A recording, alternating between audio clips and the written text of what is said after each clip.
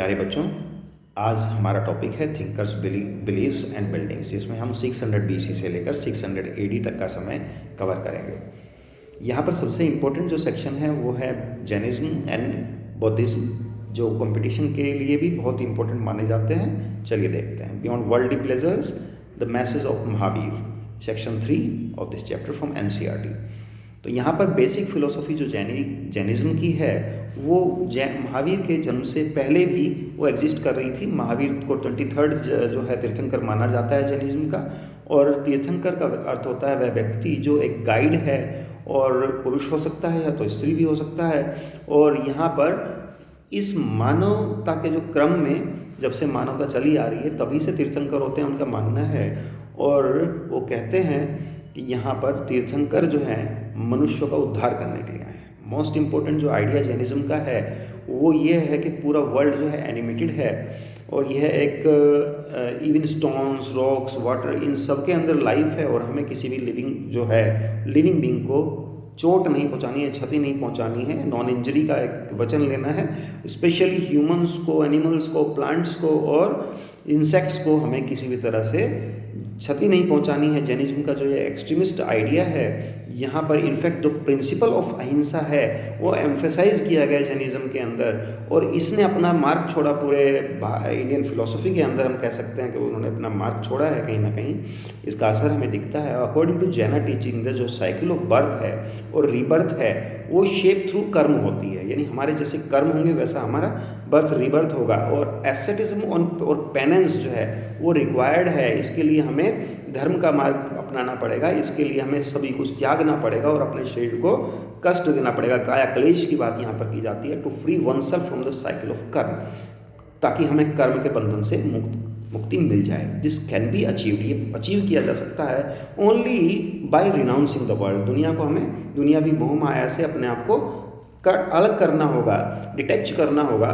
और यहाँ पर मोनेस्टिक एग्जिस्टेंस जो है, इस कंडीशन मोनेस्टिक एग्जिस्टेंस एक बड़ी एसेंशियल कंडीशन इसके लिए बताई गई है कि पहले हमें मोनेस्ट्रीज में जाना होगा हमें, ताकि हमें साल्वेशन मिले। तो जैना मॉन्क्स जो हैं और नन्स जो हैं वो 5 वॉव्स लेते हैं, जिसके अंदर वो अब्सटेन फ्रॉम किलिंग करेंगे, किसी भी तरह की जीव हिंसा नहीं करेंगे, स्टीलिंग, कोई भी चीज़ को कभी भी चुराएंगे नहीं, और ना ही वो कभी झूठ बोलेंगे। तो यहाँ पर वो सेलिबेसी यानी कि ब्रह्मचर्य का पालन करेंगे, और वो एब्सटेन करेंगे फ्रॉम पोजेसिंग प्रॉपर्टी भी किसी तरह की वो पोजेस नहीं करेंगे। तो अब स्प्रेड की बात कर लें। ग्रेजुअली जैनिज्म स्प्रेड किया इंडिया के मैनी पार्ट्स में। लाइक बुद्धिस्ट जैन स्कॉलर्स जो थे उन्होंने प्रोड्यूस की wealth of literature in the variety of language. बहुत सारी लैंग्वेजेस के अंदर, खासतौर से प्राकृत भाषा और संस्कृत के अंदर और तमिल के अंदर इनका काफ़ी सारा लिटरेचर लिखा गया। सेंचुरीज तक जो मैन्युस्क्रिप्ट्स हैं इन टेक्स्ट की, उन्हें केयरफुली प्रिजर्व किया गया लाइब्रेरीज के अंदर, जो जुड़ी हुई थी इनके मंदिरों से। और कुछ अर्लीस्ट स्टोन स्कल्पचर्स जो हैं एसोसिएटेड थे with the religious traditions were produced by the devotees. तो वो कुछ बुक्स जो हैं वो डिवोटीज के पास भी थी। और यहाँ पर जैन तीर्थंकर जो हैं उनके जो भक्त थे उनके द्वारा भी रिलीजियस ट्रेडिशंस प्रिजर्व किए जा रहे थे, and had been recovered for several sites throughout the subcontinent. और इस तरह की बहुत सारी साइट्स हमें मिलती हैं जहाँ पर हमें वहाँ के उनके ट्रेडिशंस का पता चलता है। Buddha and the quest for enlightenment. One of the most influential teachers of the time was Buddha. तो एक बहुत निश्चित रूप से प्रभावशाली एक टीचर थे। वो तर्क के ऊपर बहुत जोर देते थे, और एक सबसे ज़्यादा तार्किक जो साहित्य माना जाता है, धार्मिक साहित्य, वो बौद्ध साहित्य माना जाता है। और द सेंचुरीज उनका जो मैसेज है वो स्प्रेड किया पूरे सब कॉन्टिनेंट में और उससे बाहर भी। और यहाँ पर सेंट्रल एशिया से लेकर चाइना से लेकर कोरिया से लेकर जापान तक, और through Sri Lanka across the seas to Myanmar, वहाँ पर वो गए। थाईलैंड और इंडोनेशिया भी वो लोग गए और अपने धर्म का प्रचार किया। तो हमें पता कैसे चलता है? देखिए, these have been reconstructed by carefully editing, translating and analysing the Buddhist text mentioned earlier. तो यहाँ पर जो बौद्धिस्ट जो टेक्स्ट हैं, त्रिपिटक खास तौर से हम बात करेंगे। त्रिपिटक 3 पिटक हैं इनके, जिनमें इनका जो दर्शन है पूरा शास्त्र लिखे हुए हैं। और यहाँ पर बुद्धिस्ट टेक्स्ट जो मेंशन्ड अर्लियर हैं, historians have also tried to reconstruct detail of his life from hello hagiographies, तो यहाँ पर उनके जो हैगियोग्राफीज हैं, यानी कि एक साधु के साथ जो लोग रहते हैं उनके द्वारा जो साधु की जीवनी लिखी जाती है उसे हैगियोग्राफी कहते हैं, और उनकी एक तरह से बायोग्राफी होती है ये।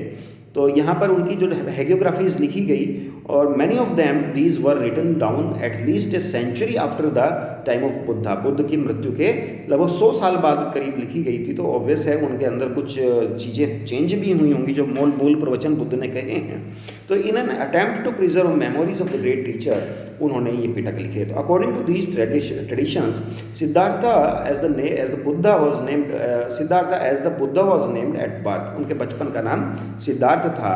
ये सन थे एक चीफ के बेटे थे, शाक्य वंश के जो मुखिया हैं उनके बेटे थे, जिनका नाम था शुद्धोधन।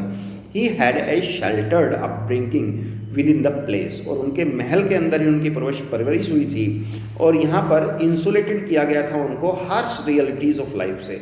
देखिए, एक इनके जीवन के बारे में एक कहानी बताई जाती है कि बहुत बड़े एक ब्राह्मण ने बताया कि ये जो आपके यहाँ बालक का जन्म हुआ है, या तो ये बहुत बड़ा चक्रवर्ती सम्राट बनेगा या बहुत बड़ा साधु बनेगा जिसका पूरी दुनिया पर बहुत बड़ा प्रभाव रहेगा। तो उस बात को जानने के बाद बहुत इनके पिता बड़े चिंतित हुए, कहीं साधु बन गए तब क्या होगा। तो उससे बचाने के लिए कि ये बाहर नहीं जाएं और इन्हें वर्ल्डली चीज़ें इस तरह की पता ना चलें, तो उन्हें पेन से किसी भी किस्म की तकलीफ से बहुत दूर रखा गया, और उस चीज़ का उन्हें ज्ञान ही नहीं होने दिया। लेकिन वन डे उन्होंने अपने जो चैरिटियर हैं जिसका नाम था चन्ना को उन्होंने, जो उनके रथ सारथी थे, उन्होंने समझाया कि देखिए आप मुझे घुमाने के लिए लेके चलिए। उन्होंने उन्हें थोड़ा परसुएड कर लिया। तो यहाँ पर पहली जर्नी थी उनकी, उन्हें वर्ल्ड आउटसाइड में जाना था, और ये बड़ी